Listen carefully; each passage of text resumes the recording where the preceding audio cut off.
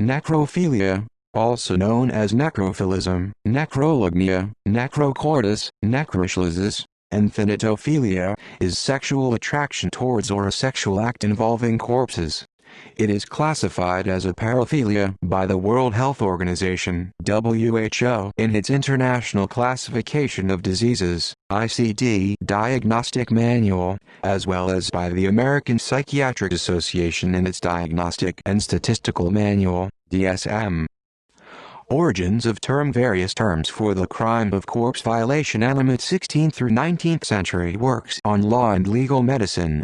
The plural term, necrophiles, was coined by Belgian physician Joseph Gilles Layang in his lecture series, Les Consorles sur les phrenopathies, given around 1850, about the contemporary necrophiliac François Bertrand. It is within the category of the destructive madmen aliens destructors that one needs to situate certain patients to whom I would like to give the name of necrophiliacs necrophiles. The alienists have adopted, as a new form, the case of Sergeant Bertrand, the disinterrer of cadavers on whom all the newspapers have recently reported. However, don't think that we are dealing here with a form of phrenopathy which appears for the first time. The ancients, in speaking about lycanthropy, have cited examples to which one can more or less relate the case which has just now attracted the public attention so strongly. Psychiatrist Benedict Morel popularized the term about a decade later when discussing Bertrand. History. In the ancient world, sailors returning corpses to their home country were often accused of necrophilia. Singular accounts of necrophilia in history are sporadic, though written records suggest the practice was present within ancient Egypt. Herodotus writes in the histories that, to discourage intercourse with a corpse, ancient Egyptians left deceased beautiful women to decay for 3 or 4 days before giving them to the embalmers. Herodotus also alluded to suggestions that the Greek tyrant Periander had defiled the corpse of his wife. Employing a metaphor, Periander baked his bread in a cold oven. Acts of necrophilia are depicted on ceramics from the Moche culture, which reigned in northern Peru from the 1st to 8th centuries. A common theme in these artifacts is the masturbation of a male skeleton by a living woman. Hittite law from the 16th century BC through to the 13th century BC explicitly permitted sex with the dead.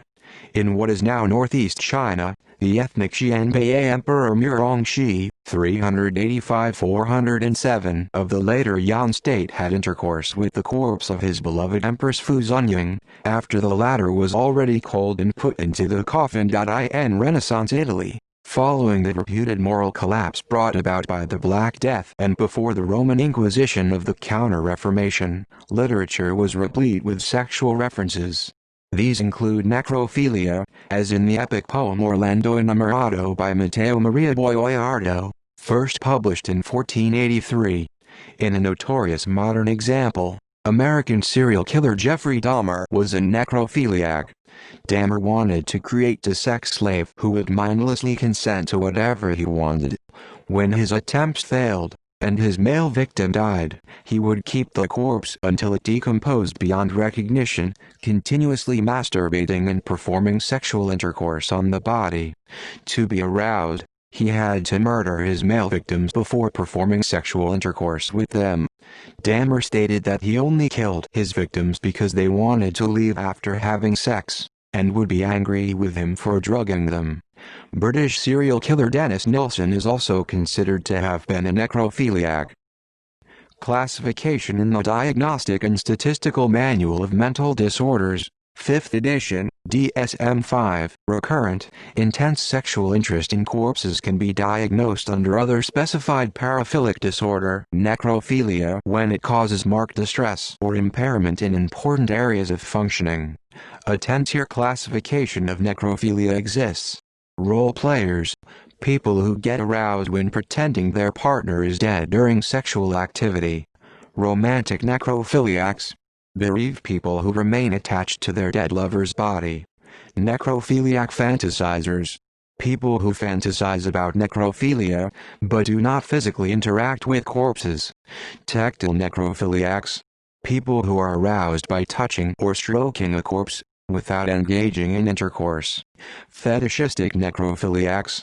People who remove objects, e.g., panties or a tampon, or body parts, e.g., a finger or genitalia, from a corpse for sexual purposes, without engaging in intercourse. Necromutilomaniacs. People who derive pleasure from mutilating a corpse while masturbating, without engaging in intercourse. Opportunistic necrophiliacs. People who normally have no interest in necrophilia, but take the opportunity when it arises. Regular necrophiliacs. People who preferentially have intercourse with the dead. Homicidal necrophiliacs. Necrocidists. People who murder someone in order to have sex with the victim. Exclusive necrophiliacs. People who have an exclusive interest in sex with the dead, and cannot perform at all for a living partner. Additionally, criminologist Lee Miller's typology of homicidal necrophiliacs consists of 8 categories, and is based on the combination of 2 behavioral axes. Destructive, offender mutilates the corpse for sexual reasons. Preservative, offender does not. And cold, offender used the corpse sexually 2 hours after death. Warm, offender used the corpse sexually earlier than 2 hours after death. This renders 4 categories, to which Miller adds an additional 4, Category A, cold destructive, e.g. Ted Bundy, Jeffrey Dahmer. Category B, cold preservative, e.g. Gary Ridgway, Dennis Nilsen. Category C, warm destructive, e.g. Andre Chikatilo, Joseph Vacher. Category D, warm preservative, e.g. Robert Yates, Earl Nelson. Category E, dabblers, e.g. Richard Ramirez, Mark Dixie. Category F, catathymic, impulsively and explosively lashing out. Category G, exclusive necromutilophiles, e.g. Robert Napper, Peter Sutcliffe. Category H, sexual cannibals and vampires, e.g. Albert Fish, Peter Curtin. Dabblers have transitory opportunistic sexual relations with corpses, but do not prefer them. Catathymic necrophiliacs commit post-mortem sex acts only while in a sudden impulsive state. Exclusive necromutilophiles derive pleasure purely from mutilating the corpse, while sexual cannibals and vampires are sexually aroused by eating human body parts. Category A, C, and F offenders may also cannibalize or drink the blood of their victims. Research. Humans' necrophilia is often assumed to be rare, but no data for its prevalence in the general population exists. Some necrophiliacs only fantasize about the act, without carrying it out. In 1958, Claff and Brown commented that, although rarely described, necrophiliac fantasies may occur more often than is generally supposed. Rossman and Resnick, 1989, reviewed 122 cases of necrophilia. The sample was divided into genuine necrophiliacs, who had a persistent attraction to corpses, and pseudo-necrophiliacs, who acted out of opportunity, sadism, or transient interest. Of the total, 92% were male and 8% were female. 57% of the genuine necrophiliacs had occupational access to corpses, with morgue attendant, hospital orderly, and cemetery employees being the most common jobs. The researchers theorized that either of the following situations could be antecedents to necrophilia.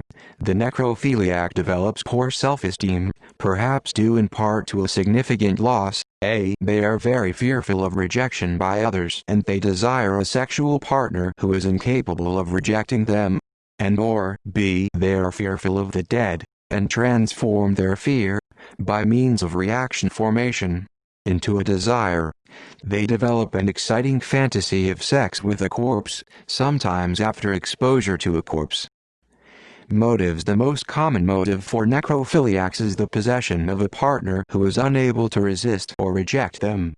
However, in the past, necrophiliacs have expressed having more than one motive. The authors reported that of their sample of genuine necrophiliacs, 68% were motivated by a desire for a non-resisting and non-rejecting partner. 21% were motivated by a want for a reunion with a lost partner. 15% were motivated by sexual attraction to dead people. 15% were motivated by a desire for comfort or to overcome feelings of isolation. 12% were motivated by a desire to remedy low self-esteem by expressing power over a corpse. Lesser common motives include unavailability of a living partner, compensation for a fear of women, belief that sex with a living woman was a mortal sin, need to achieve a feeling of total control over a sexual partner, compliance with a command, hallucination, performance of a series of destructive acts, expression of polymorphous perverse sexual desires, need to perform limitless sexual activity. IQ data was limited,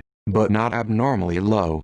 About half of the sample had a personality disorder, and 11% of true necrophiliacs were psychotic.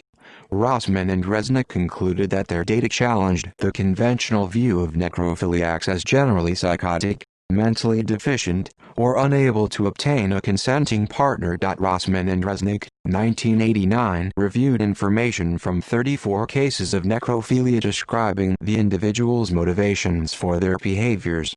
These individuals reported the desire to possess a non-resisting and non-rejecting partner, 68%, reunions with a deceased romantic partner, 21%, sexual attraction to corpses, 15%, overcoming feelings of isolation, 15%, and seeking self-esteem by expressing power over a homicide victim, 12%.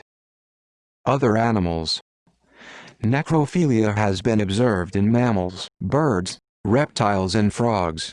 In 1960, Robert Dickerman described necrophilia in ground squirrels, which he termed deviant behavior in reference to a limerick about a necrophiliac miner named Dave. The label is still used for necrophilia in animals.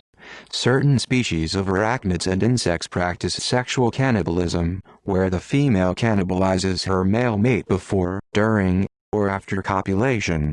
Kees Moliker made an observation while he was sitting in his office at the Natural History Museum Rotterdam, when he heard the distinctive thud of a bird hitting the glass facade of the building. Upon inspection, he discovered a drake male mallard lying dead outside the building. Next to the downed bird, a second drake mallard was standing close by. As Moliker observed the couple, the living drake pecked at the corpse of the dead one for a few minutes, then mounted the corpse and began copulating with it. The act of necrophilia lasted for about 75 minutes, in which time, according to Moliker, the living drake took 2 short breaks before resuming with copulating behavior. Moliker surmised that at the time of the collision with the window, the 2 mallards were engaged in a common pattern in duck behavior called attempted rape flight. When one died, the other one just went for it and didn't get any negative feedback. Well, didn't get any feedback, according to Moliker.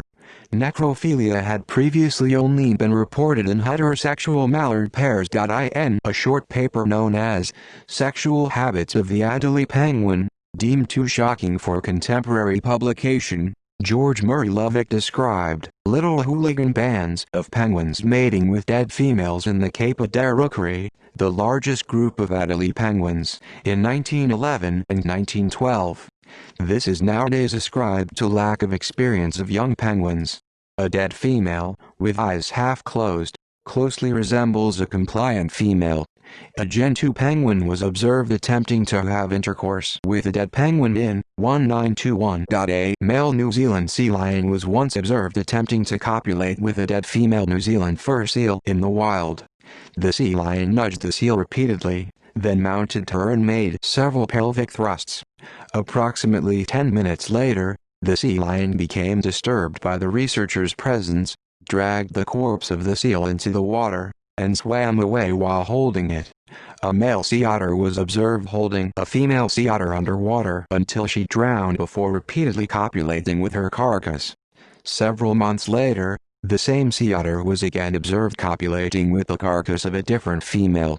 Copulation with a dead female pilot whale by a captive male pilot whale has been observed, and possible sexual behavior between 2 male humpback whales, One dead has also been reported. In 1983, a male rock dove was observed to be copulating with the corpse of a dove that shortly before had its head crushed by a car. In 2001, a researcher laid out sand martin corpses to attract flocks of other sand martins. In each of 6 trials, 5 individuals from flocks of 5,500 were observed attempting to copulate with the dead sand martins. This occurred 1 to 2 months after the breeding season. Since copulation outside the breeding season is uncommon among birds, the researcher speculated that the lack of resistance by the corpses stimulated the behavior. Charles Brown observed at least 10 cliff swallows attempt to copulate with a roadkill cliff swallow in the space of 15 minutes. He commented, "This isn't the first time I've seen cliff swallows do this. The bright orange rump sticking up seems to be all the stimulus these birds need." Necrophilia has also been reported in the European swallow, greyback sparrow lark, Stark's lark, and the snow goose. A Norwegian television report showed a male hybrid between a black grouse and western capercaillie kill a male black grouse before attempting to copulate with it. In 2015, due to work done by the University of Washington, it was found that crows would commit necrophilia on dead crow corpses in about 4% of encounters with corpses.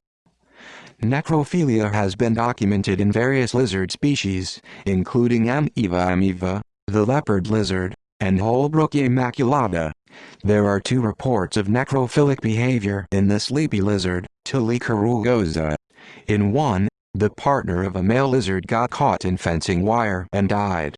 The male continued to display courtship behavior towards his partner 2 days after her death.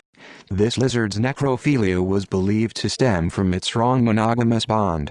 In one study of black and white tega lizards, 2 different males were observed attempting to court and copulate with a single female corpse on 2 consecutive days.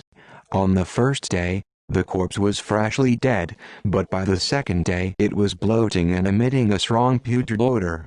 The researcher attributed the behavior to sex pheromones still acting on the carcass. Male garter snakes often copulate with dead females. One case has been reported in the Bothrops juraraca snake with a dead South American rattlesnake. The prairie rattlesnake, Crotalus viridis, and Helicops carinicatus snake have both been seen attempting to mate with decapitated females, presumably attracted by still active sex pheromones. Male crayfish sometimes copulate with dead crayfish of either sex, and in one observation with a dead crayfish of a different species. In frogs, it has been observed in the foothill yellow-legged frog, the yellow fire-bellied toad, the common frog, the Oregon spotted frog, Dendropsiphus columbianus, and Rhinella jimmy. The film Can Toads, An Unnatural History shows a male toad copulating with a female toad that had been run over by a car for 8 hours. Necrophilic amplexus in frogs may occur because males will mount any pliable object the size of an adult female.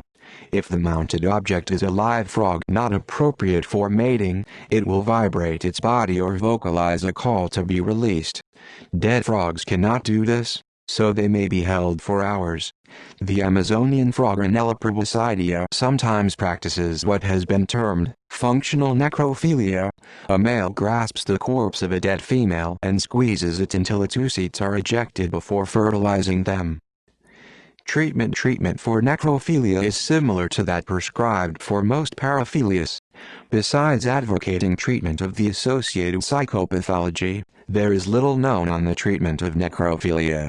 There has not been a sufficient number of necrophiliacs to establish any effective treatments. However, based on the available data, clinicians are suggested to determine whether or not a patient has necrophilia, treat any psychopathology that is associated with necrophilia, establish psychotherapeutic rapport, provide male patients with heightened sex drives with anti-androgens, help patients find a normal sexual relationship, help divert the necrophilic fantasies to a living object via desensitization. Case studies. Jeffrey Dahmer was one of the most notorious American serial killers, sex offenders, and necrophiliacs. His fascination with death was present from childhood, during which he reportedly owned a collection of various bones. In 1978, Dahmer killed the first of several victims, later admitting to having had oral sex with some of the victims post-mortem. Ted Bundy, born in November 1946, was an American serial killer who raped and murdered many young women during the 1970s. He also confessed to participating in necrophilic acts, claiming to have chosen secluded disposal sites for his victims' bodies specifically for post-mortem sexual intercourse. Karen Greenlee, born 1956, is a female necrophilic criminal who was convicted of stealing the 1975 Cadillac hearse at a funeral and having sex with the corpse inside of it. She worked as an apprentice embalmer in Sacramento, California. On the 17th of December 1979, she stole a hearse along with the body of a 33-year-old man that was inside. She was sentenced to pay a $255 fine and 11 days in prison. In 1987, Greenlee gave a detailed interview called The Unrepentant Necrophile for Jim Morton's, edited by Adam Parafray, book Apocalypse Culture.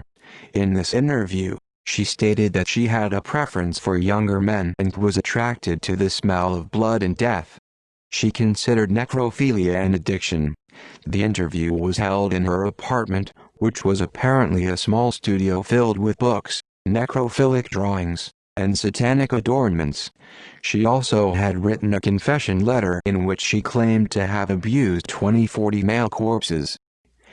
Dennis Nilsen, born in November 1945, was a Scottish serial killer and necrophiliac who murdered 12 young men between 1978 and 1983.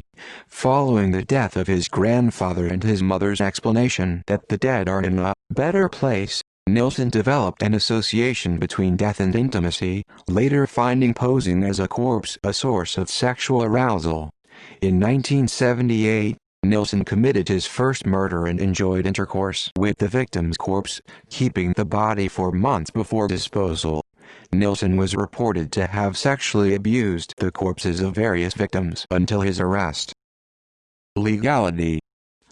Australia. Necrophilia is not explicitly mentioned in Australian law, however, under the Crimes Act 1900, Sect 81C, penalized for misconduct with regard to corpses is any person who, a. indecently interferes with any dead human body, or b. improperly interferes with, or offers any indignity to, any dead human body or human remains, whether buried or not, and shall be liable to imprisonment for 2 years. Brazil. Article 212 of the Brazilian Penal Code, Federal Decree Law No. 2.848. states as follows, Art. 212. To abuse a cadaver or its ashes: penalty: detention, from 1 to 3 years, plus fine. Although sex with a corpse is not explicitly mentioned, a person who has sex with a corpse may be convicted of a crime under the above article.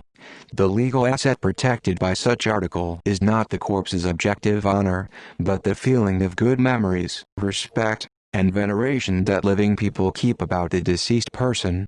These persons are considered passive subjects of the corpse's violation.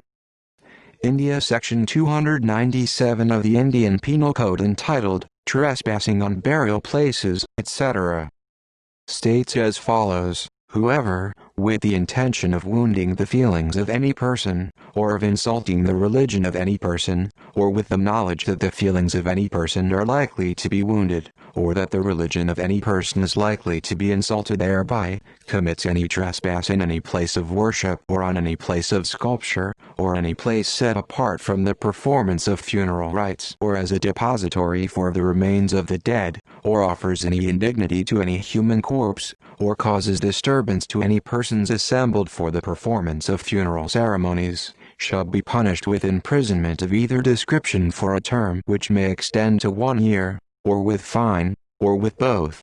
Although sex with a corpse is not explicitly mentioned, a person who has sex with a corpse may be convicted under the above section. Section 377 of the Indian Penal Code can also be invoked.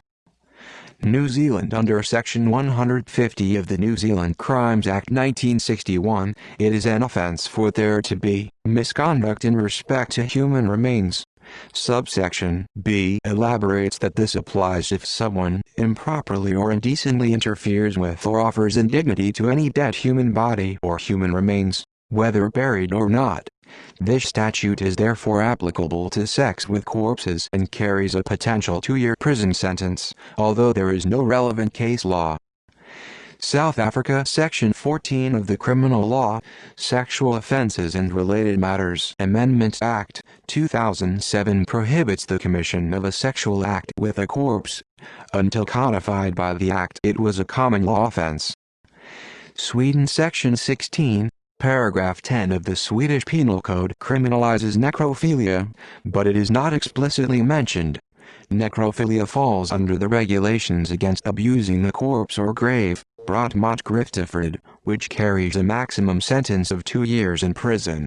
One person has been convicted of necrophilia. He was sentenced to psychiatric care for that and other crimes, including arson. United Kingdom sexual penetration of a corpse was made illegal under the Sexual Offences Act 2003, carrying a maximum sentence of 2 years imprisonment. Prior to 2003, necrophilia was not illegal, however, exposing a naked corpse in public was classed as a public nuisance, R.V. Clark 1883-15 Cox 171.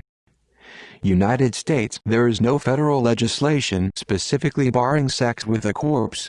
Multiple states have their own laws. See also Incidents of necrophilia. Necrophilia in popular culture. Vulnerability and care. Theory of love-death during consensual sex. Karen Greenlee, Sir Jimmy Savile. Footnotes. Sources: Agarwal, Anil, 2010. Necrophilia, Forensic and Medical Legal Aspects. Boca Raton, Florida. CRC Press. ISBN 978-1420089127.cs1 maint. Ref Harv. Link. Agrawal, Anil, the 19th of April 2016. Necrophilia, Forensic and Medical Legal Aspects. CRC Press. ISBN 978-1420089113-4.cs1 maint. Ref Harv. Link. Finbow, Steve, 2014. Grave Desire, A Cultural History of Necrophilia. Winchester, UK. Zero Books. ISBN 978-1-7827-9342-7.cs1 maint. Ref Harv. Link. Lee Meller, 2016. Homicide, A Forensic Psychology Casebook. CRC Press. ISBN 978-1498731522. Purcell, Catherine, Arrigo, Bruce A. The 7th of June 2006. The Psychology of Lust, Murder, Paraphilia, Sexual Killing, and Serial Homicide. Elsevier. ISBN 978-0-08-046257-8.cs1 maint. Ref Harv. Link. West, Sarah G., Resnick, Philip J. 2017. Necrophilia, Unusual and Rare Psychological Disorders. A Handbook for Clinical Practice and Research. Oxford University Press. ISBN 978-0-19-024586-3.cs1 maint. Ref Harv. Link. Further reading: Lisa Downing, Desiring the Dead, Necrophilia in 19th Century French Literature. Oxford, Legenda, 2003. Richard von Krafft-Ebing, Psychopathia Sexualis. New York, Stein and Day, 1965. Originally published in 1886. In literature: Gabrielle Whitcop, The Necrophiliac, 1972. Barbara Gowdy, We So Seldom Look on Love, 1992. Frank O'Hara, Ode on Necrophilia, 1960. External links.